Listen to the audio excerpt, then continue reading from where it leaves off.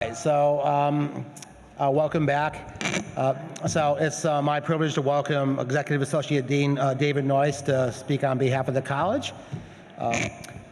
David was formerly chair of Civil and Environmental Engineering and is still part of that department, has a large research group. He became the Executive Associate Dean in 2019, and I think just re-upped for another term. So he really does a lot of the day-to-day operations of the dean's office. So he works with the other associate and assistant deans on undergraduate affairs, research and graduate affairs, research administration, CAE, advancement, administrative, all sorts of things. He's been very integrally involved in the planning of the new building, and I think I mentioned earlier, tomorrow is the big tomorrow is the big reveal. So he really has a vast portfolio in the college of the day-to-day operations. So we are pleased to have him here today, and floor is yours, David.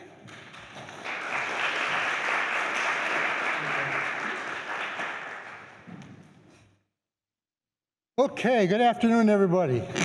Nice to see you all, and I appreciate the invitation to come join you here today. I'm also celebrating an anniversary. I'll start off with a little personal note here. 40 years ago, I graduated from this great university. Probably doesn't look like 40 years ago, but it is a long time ago, with a degree in civil engineering. And since that time, I've had a lot of great opportunities here.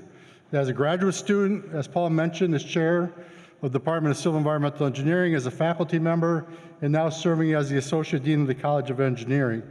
And through each of these experiences I've had at this great university, and still today, a lot of things really stand out, but specifically, I'm amazed about what this university has to offer and all the things that come together for us on this great campus. Among our nation's other premier universities, when you think about that, one of the most compelling aspects of what we have here at the University of Wisconsin-Madison is that all our major schools and colleges are like right here. You look left and right, up and down the street here. We're all connected in this one single, broad, long campus. And as a result, we've been able to continue to be uniquely positioned to think about and support engineering disciplines across all different areas, but the ones that have historically and taken advantage of this vast array of our university's facilities and experience are the ones that have really thrived. And that includes biomedical engineering. In the 1970s, biomedical engineering here at UW-Madison began as an interdepartmental master's degree program. So for those of you, I believe Rob is here and talked about some of the history, or I'm sure most of you know about this much more than I do. But I find that very, very compelling. And as you may know, the story actually goes back much earlier. So there's been a lot of activity even before then. So from its genesis, biomedical engineering as a field has embraced a transdisciplinary mindset. And I think that's very unique. And there's really no better illustration than the breadth that takes place across this great university. More than 6 decades ago, pioneering UW-Madison faculty from fields including chemical engineering, medical physics, electrical engineering, industrial engineering, mechanical engineering, go up and down the list, including veterinary medicine and others, already we're applying our engineering tools and methods in problem solving in medicine and biology. Not only were they internationally respected as being early innovators in their fields, but they also provided inspiration to our Department of Biomedical Engineering founders. Biomedical engineering became a department of the College of Engineering in July of 1999. You can all check me. I assume that is correct. That's my own research. I noticed a message from Rob Radwin, so I'm told Rob's no longer here today, but I was looking back and found an old note from the department chair from way back then, kind of talking about the newness and the unique aspects of what the department is doing. And I found that very interesting to go back and read. So let me see here. So since then, and since the department was formed, we have looked at many different things, as described by Rob and others in the beginning of its history, and recruited biomedical engineering faculty experts with an even wider array of backgrounds and experiences, and continued to grow this department. So that disciplinary breadth, combined with an inherently collaborative approach informs the way we educate our students, and provides invaluable perspectives of how they look at contemporary biomedical engineering challenges. That in turn makes them well-rounded leaders who are successful in a wide array of industry and academic and government positions.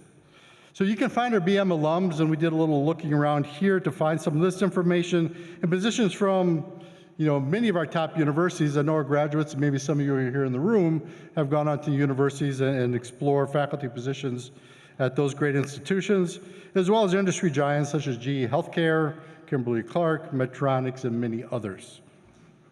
Our placement percentage for BME bachelor's degree graduates, those who have either taken jobs to pursue advanced degrees, is historically hovering around 95%.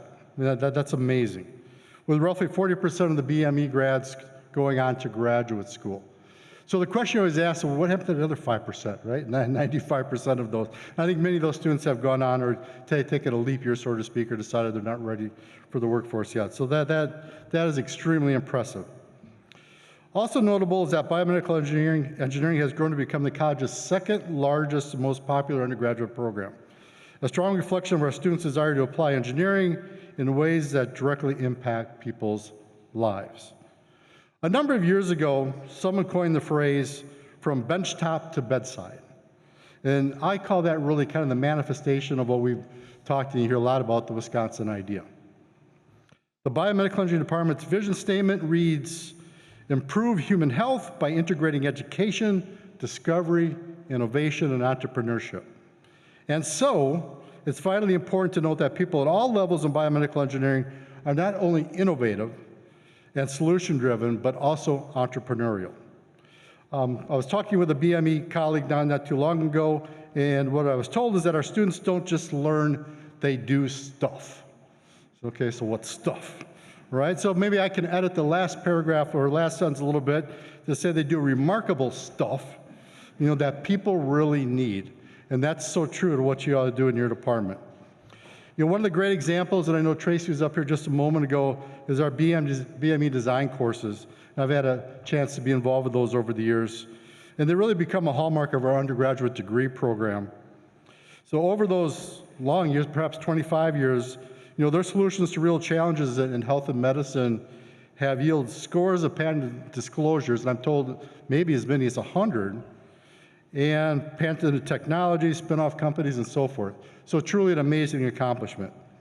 Likewise, faculty, instructors, researchers are noted, and in some cases, also serial entrepreneurs, founding many spin-off companies to bring their inventions and ideas to market. And that is also a testimonial to our excellent faculty within the department.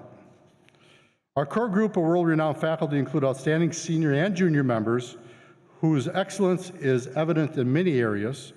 Among other measures, the number of honors they receive at all levels, the many invited talks that our faculty are invited to and participate in, the high dollar amounts of the research dollars that we are involved with, and the research impact of our publications.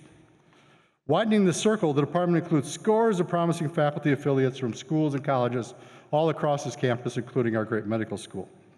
So together, we and they further diversify our perspective of human health, challenges we face, as well as how we all approach solutions to these very important problems.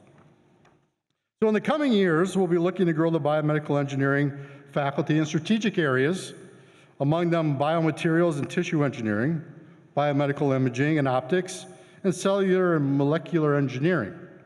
So, by the way, if you happen to know anybody from other universities or if any of you in the room who might be interested in one of those positions, please talk to Paul, right? So we were always looking for great faculty members to join us.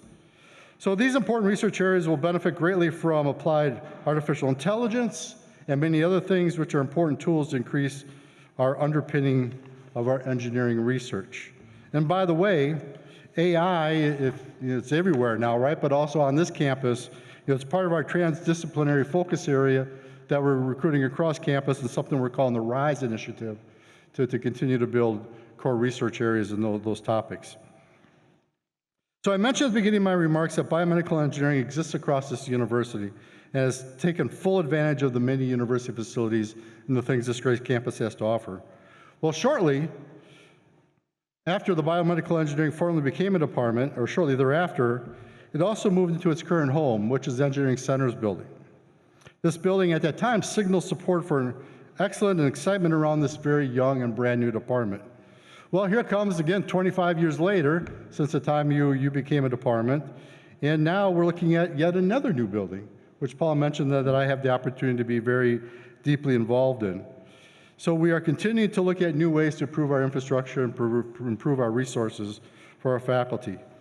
So in those points, everything really points to a sustained demand from our students who want to become engineers. Right? Our challenge continues to be we do not have enough seats for all the students that are qualified and really should be here to support our programs. And that continues to be a challenge we try to address. So as we work with our engineers, our students, our industry partners, and those who recruit UW-Madison students, who certainly know we produce great engineers, and those who come to recruit here know they come here to hire great engineers and leaders. So our new nearly 400,000 square foot building will enable our future growth, and it really underscores the confidence that our university and state leaders have in the college impact that many of you in the room have helped us build on both our businesses, on the state of Wisconsin, on the economy, and importantly on people's lives and livelihoods. So I'm happy to talk to you lots more about the building. I see it in my sleep. I think about it almost every single second. And it's going on as we speak. I was just talking with others as I walked over here. There's all kinds of construction activities happening on Engineering Drive that, to be very honest with you, are making me very, very nervous because the students do not know what a sidewalk closed sign means. And they're walking right behind this construction equipment that's running back and forth. But those remarks are not in my talk. So let me get back to closing up here. So in the meantime, let me leave you with this. Now, officially 25 years old, the Department of Biomedical Engineering certainly will play a key role in our college continued growth, and I can say that wholeheartedly. And in what certainly will be a prosperous, successful future of our college. I think our college is in excellent shape as we move forward. So thank you all for joining us here today at this celebration, and I recognize the department's achievements. Congratulations, and for all the things that you have done to make the Biomedical Engineering Department excellent. So congratulations, BME, and as we always say, on Wisconsin. Thank you.